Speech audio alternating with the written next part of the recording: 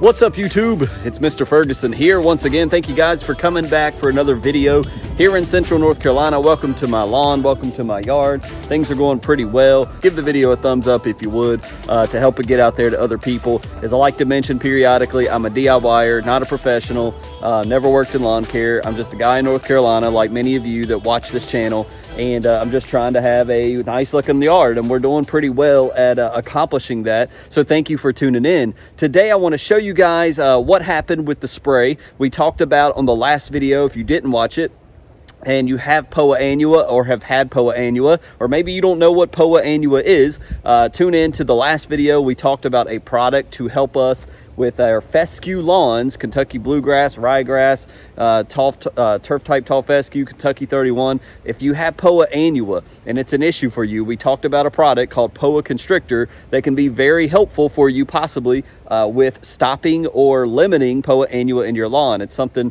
you know, that's kind of got this channel started years back. So go check out the last video we did this past Wednesday. I think it can be informative and helpful for some of you out there, and maybe something you're interested in. So I'll show you, I did do a spray with that. I'll show you what I did. Also, we're just going to do a good old-fashioned walkthrough. I've showed you my mows, but we're just going to walk through the lawn, show you what I'm looking at, what I see, and what my lawn's looking like today. Let's go to the front yard. Let's start there, and let's just do a walkthrough and look at this cool season lawn here in North Carolina. So as we come up to the front lawn, guys, I do want to say we've had a decent amount of rain this week. We had rain on Monday. Excuse me, maybe it was on Sunday morning and afternoon, and then we had rain again on Wednesday. So it's still a little moist in the lawn. I actually did a mow on Tuesday before the rain came on Wednesday, and it was definitely still wet in the lawn. But the lawn color, let's talk about the color first. The color of my lawn is looking awesome.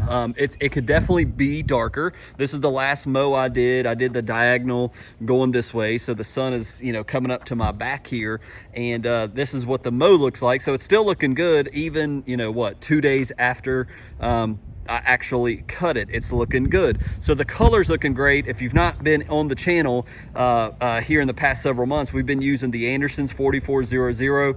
We bought a 50-pound bag of urea ever since we did our overseeding here in the front lawn. What you're looking at, if you're new, this is GCI, turf type tall fescue, a very small amount of Jonathan Green solar green, and then we did triple threat, not with Kentucky bluegrass, just regular old triple threat, and it's all grown in well. What I wanted to walk through and show you guys, and it is windy, so I apologize if the wind messes up my voice. We've got areas like this in my lawn that you'll see, and if you've not tuned in a while, these are areas where I started having the lime green, what I believe to be POA triv, start popping up, and I just begin to yank that mess out.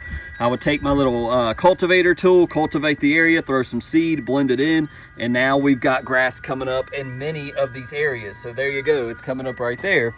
Here's another one over here you can kind of see. You know, if I get my back to the sun here, you can see some of this.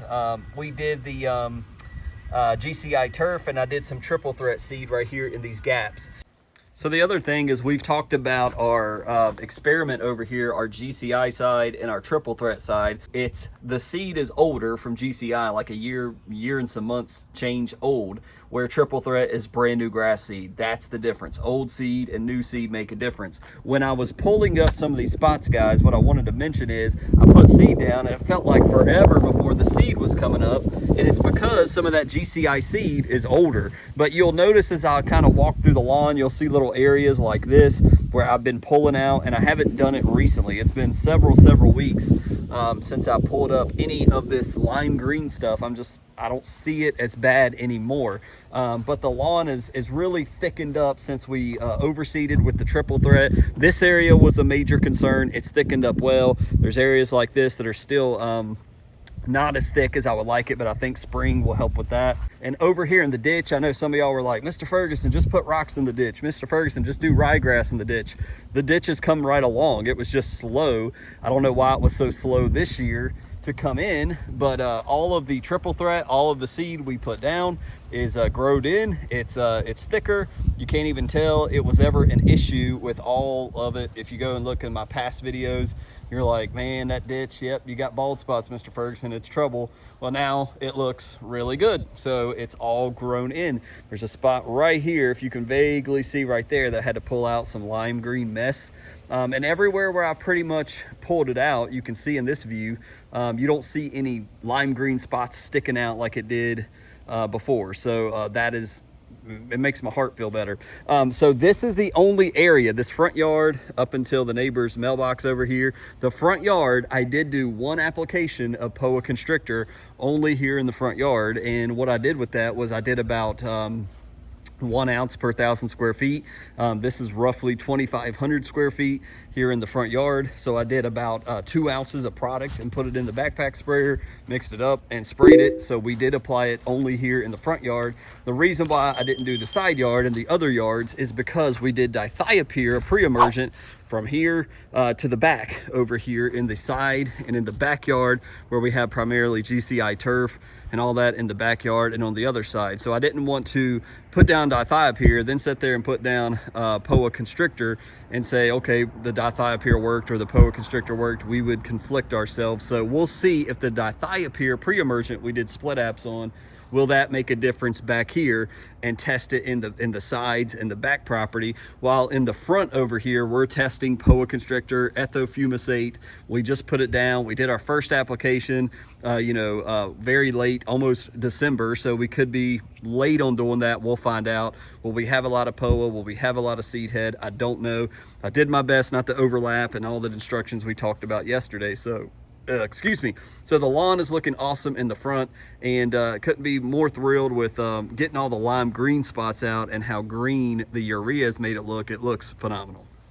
So as we stroll down the side here to the backyard, again, this cross cut that you see that I did last time, man, it is really annoying to go these short ways and have to turn around, pick up the lawn striper and go back and forth, but it looks great when you're done. Here's another big spot I did. It looks like I threw some extra triple threat seed because, the GCI seed is being very slow if it ever germinates. I threw some triple threat down, but it's starting to populate and come in, germinate.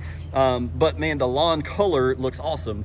There's some more spots that I had to pull out up here. So that's what these are. But ultimately, the only really thin spots is the old Jonathan Green dense shade mix areas down here. You guys remember from last year, we didn't reapply any of this Jonathan Green dense shade, but that's what all of this right here is. It's dense shade mix. Some of it looks better than others. We didn't overseed, so I'm hoping, and again, it's about right here over is all of our dense shade mix seed. So I'm hoping that some of this thickens up in the spring. It's not too bad. By the way, we're over here. We talked about this section under the swing set looked kind of funky, with some fungus possible stuff. Some people said, no, it's not fungus. It's just the temperature and stuff. It looks like it's went away from what I was seeing before. So I don't know if that propiconazole worked or if just something in the atmosphere, the soil, the temperature change. I don't know, but it doesn't look like it did before. It looks healthy. It looks green again. So maybe the propiconazole did its job. I don't know. That's just kind of a ease of mind. I don't just let fungus run wild. Hey, let me do something and see if it makes a difference. Looks like if the propiconazole didn't fix it, hey, then that's fine. It was just, I didn't waste that much propiconazole, but there you go. It looks fine and healthy as I walk through here and look at it now. But besides this being the thinnest area by the tree line, I'm fine with it. I don't care really about anything, past this tree over here about mowing and striping. If it grows, it grows. If it don't, it don't. But I know a lot of people in the bidding said, Mr. Ferguson, you're making a mistake. You don't want to throw seed by trees. It won't grow. The trees suck up all the nutrients and your seed won't live. But I've never, in all my years living here, been able to grow any grass on this hill because it's nothing but rocks and dirt and rocks. And we've got grass here. We've had grass since we planted the dense shade shade mix last year. So I'm thrilled with this little bit of grass that I've got right here just to go to the edge of the play set right here. And that's where we sowed it. That's where it's popped up. It's been fine. It's a little thinner, but it works great, and it looks great. And right now it's blending in really well with the GCI grass and the Jonathan Green. There is no big major difference here that I can see, but the lawn is looking great, guys. You got another big hole that I pulled out right there in the middle of the lawn. Sorry that the sun's in your eyes. We had a heavy rain. I'm lucky that my mulch didn't wash away there, but everything's looking great. I just wanted to walk through and show you I'm not seeing any weeds, not seeing any Poa annua, not seeing any major big green, you know, line spots anymore. It's kind of squishy. As you can see, some of these tracks are muddy, and where I got out here and mowed maybe just a little bit a day too early, but we got more rain, so it would have been even longer.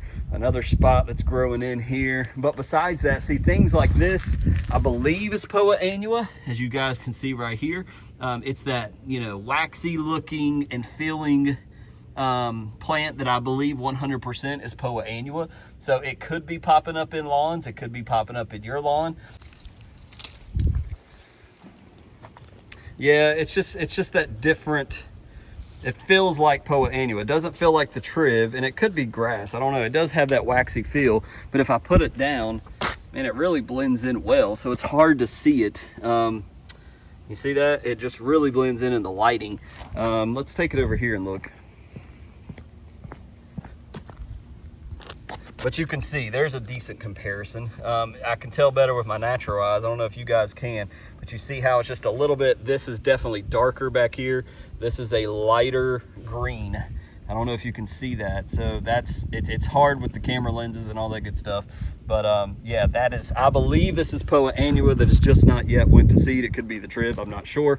But that's what I keep an eye out on these areas. That's what I'm looking for, because it's definitely more difficult to find that in your lawn. So just wanted to give you guys a quick walkthrough today, show you how my lawn's looking, some of the new grass that's coming up from where we plucked it up and cultivated it and threw down new seed to replace some of this Triv that may have been creeping in. I don't see as much of that. So all in all, it's looking great. I'm still mowing, still having at it, and may even put down one more last round of fert. I'm not sure, not made up my mind yet.